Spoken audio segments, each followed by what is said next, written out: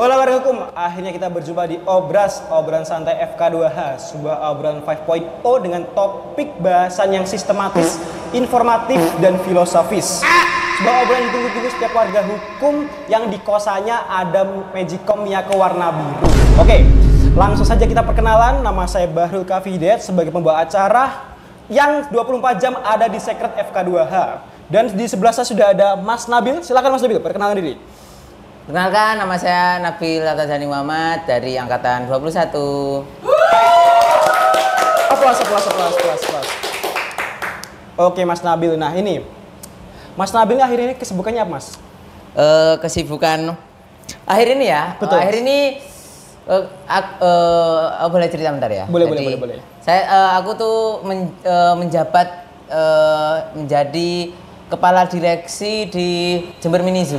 Kepala Direksi Jember Mini Zoo. Iya, jadi untuk kegiatan hari-hari kemarin itu bersihkan kandang babon. Sama kemarin itu kalau nggak salah mijet punggungnya kukang. Ya. Sempet motong kuku kudanya apa nggak Mas? Itu ada job desk. Ada sendiri ya? Ada beda. Oke.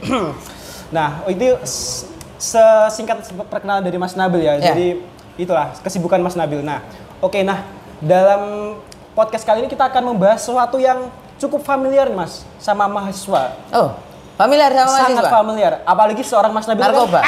Bukan dong Mas. Bukan dong. Iya. Ini kan Mas Nabil kan kita kenal sebagai mahasiswa Fakultas Hukum yang paling santai kan Mas? Masa sih? Iya dong Mas, paling santai. Kuliah tuh cuma pakai baju camping gitu kan. Wah. Ya, baju camping. Oh iya. Gitu Mas. Nah, gitu ya. Gitu. Nah, kalau dari Mas Nabil sendiri gimana sih perspektif mahasiswa yang santai tapi tetap bisa kuliah jalan gitu Mas? Jadi begini ya, teman-teman sama Kavi juga. Betul. Jadi untuk mencapai titik mahasiswa santai itu harus melalui beberapa tahap. Oke. Banyak. Bisa jelaskan, ada 2 tahap. Oh, banyak sekali Mas ya? Banyak sekali. Oke. Jadi tahap pertama itu sudah semester tua. Semester tua, seperti sama sini Mas. Ya enggak tua-tua banget ya. Tapi lumayan. Ada yang lebih tua di bawah. Oh. Nah, jadi itu pertama itu. Karena tidak sesibuk dan tidak seambis mungkin. Nah, terus yang kedua itu adalah supaya santai ya, supaya menjadi mahasiswa saja. Itu ada kata-katanya nerimo ing pandum. Nerimo ing pandum. Apa tuh Mas artinya? Nerimo ing pandum itu bahasa Jawa. Kalau diterjemahkan itu adalah menerima segala sesuatu, baik dari masa lalu, masa sekarang atau masa yang akan datang. Dengan ikhlas, dengan menerima. Jadi ini ikhlas ya, ikhlas. Iya, harus terserah. ikhlas. Iya. Oke, nah ini jadi di Obras ini kita punya tim Mas. Kita sudah melakukan riset. Ini sangat mendalam Mas. Sangat mendalam sekali. Kita riset itu ada sekitar 2 menit yang lalu. 2 menit. Ya, 2 menit yang lalu. Nah, cukup makan banyak waktu. Banyak sekali Mas. Jadi cukup sibuk sekali kita. Nah, ini kita menemukan banyak sekali fenomena-fenomena di tengah mahasiswa Mas.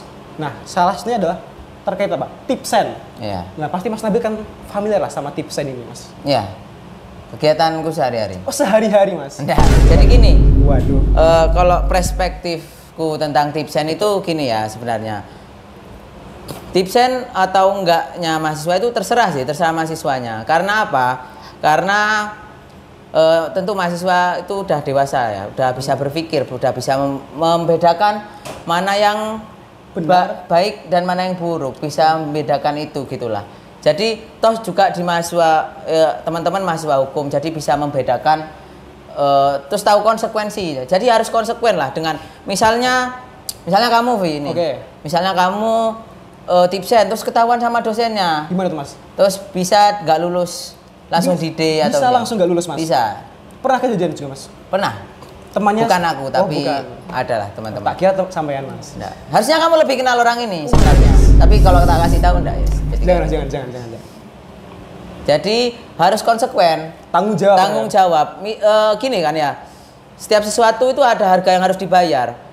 Tipsen, harga yang harus dibayar itu pertama Anda dapat ilmu pengetahuan, tapi ini maksudnya mahasiswa mesti gak mikir juga. Waduh, mikir dong Mas, kan sobat hukum ini sangat intelektual gitu Mas, pasti mikirkan terkait ini perkuliahan. Nah, terus nomor 2 itu adalah apa namanya? Ya kayak tadi, kalau misalnya PD. Oke. Itu yang ketiga tuh tanggung jawab moral terhadap orang tua. Karena udah kuliah mahal, terus sangu juga banyak. Masa ya agak ada rasa tanggung jawabnya begitu. Beban moral di hati gitu Mas ya. Betul. Nah ini Mas, ini kan dari penjelasan Mas Nabil itu pasti kan menimbulkan pertanyaan, apa sih Mas yang biasanya menyebabkan mahasiswa ini melakukan tipsen? Oh, pertama malas. Malas. Itu pasti Mas ya? Pasti. Oke. Ya gak usah dijelasin ya kalau malas. Tapi yang kedua itu ini menghindari sesuatu. Apa tuh Mas? Contohnya dosen killer. Jadi males masuk jadi Oke. tipsen aja lah kayak gitu. Dosennya annoying, mengganggu dan lain-lain kayak gitu. Itu kegiatan orang-orang cupu. Kalau misalnya tanya ke aku, kenapa Mas Nabil tipsen? Memang aku malas. Memang jujur ya, jujur. Bukan tidak dosennya nggak enak atau dan lain-lain, dosennya galak dan lain-lain.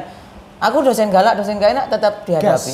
Karena ada suatu kata-kata. Apa tuh, Mas? Kata-kata mutiara ini. Apa tuh Mas? Jadi semakin kamu menghindari takdirmu, semakin cepat takdir itu datang ke kamu. Oke, ini kata-kata dari siapa Mas? Master Oogway. Master Oogway di Kung Fu Panda. Kung Fu Panda. Oke. My time has come. Oke, sangat inspirasi sekali Mas. Sangat inspiratif. Jadi maksudnya apa? Kalau ditarik lurus itu sama tipsen tadi, semakin menjauhi, semakin gak mau ketemu sama dosen killernya ini, semakin nanti bakal dipertemukan dan lebih parah. Misalnya tipsen ketahuan, lebih habis sama dosen killer. Langsung gitu. Mungkin karena juga ini ya sebenarnya teman-teman kalau ketemu dosen killer juga karena tugas-tugasnya mungkin. Nah ini kenapa Mas tugas-tugasnya Mas? Tugas-tugas mungkin teman-teman ada yang merasa susah dengan tugasnya atau misalnya tugasnya deadline-nya terlalu cepat. Kalau mepet itu ya. Misalnya contoh ada buat makalah. Oke, makalah. 3.000 kata. 3.000 kata. Tulis tangan. Pakai bahasa Sanskerta. Bahasa Sanskerta. Ada itu Mas kayak gitu Mas? Ya enggak ada dong. Tapi contoh seperti itu dalam jangka waktu seminggu misalnya kayak gitu. Ya mesti mahasiswa merasa terbebani. Tapi kalau kita tarik ulur ke pembahasan awal, itu seperti tadi ada Nrimo ing Pantum itu ikhlas harus melewati yang namanya kuliah, harus bertugas ngerjain tugas. Karena kalau memang teman-teman gak mau tugas, pengangguran saja.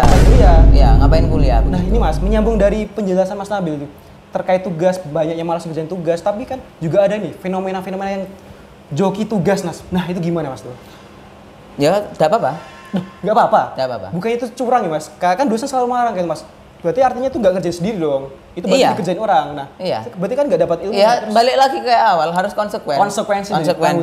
Iya, kalau joki tugas belum ada diatur di kayak perundang-undangan atau Permendikbud kayak gitulah. Peraturan dari Menteri Pendidikan, Kebudayaan, Riset dan Teknologi dan kayak gitu kan belum ada. Jadi mungkin bisa teman-teman ya kalau bisa jangan jangan joki lah ya. Tapi soalnya kalau teman-teman joki sudah teman-teman malas dan miskin teman-teman ya.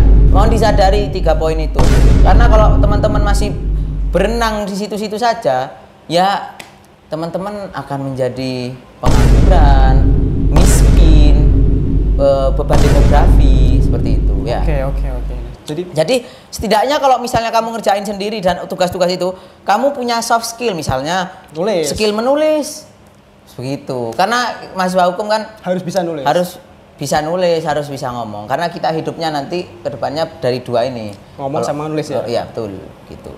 Nah jadi gitu ya warga hukum sekalian. Kalau kalian mau tipsen, kalian mau joki tugas, nah itu harus dipikirkan deh konsekuensi, harus tanggung jawab terhadap apa yang sudah dilakukan. Jadi coba dipikirkan kembali agar tidak di.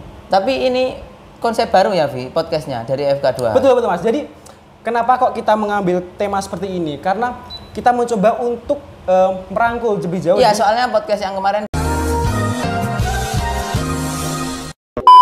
Wah, nggak terasa nih Mas Nabil, sudah 3.000 jam nih terlewat, nggak terasa nih saking serunya Mas. Saking serunya Mas. Obrolan kita tuh benar-benar berisi tapi tetap seru Mas. Betul. Nah mungkin ada deh pesan-kesan atau conclusion dari Mas Nabil ini sendiri.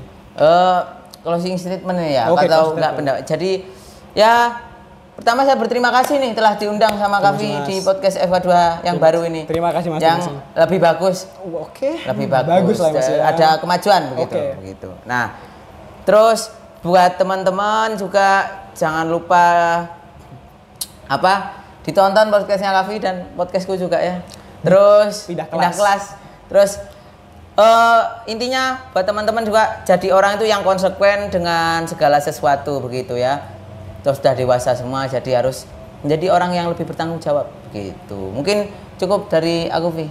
Oke, makasih banyak Mas Nabil. Oke, warga hukum, cukup sekian episode dari Obras Santai FK2H kali ini. Tunggu episode selanjutnya dan adios amigos.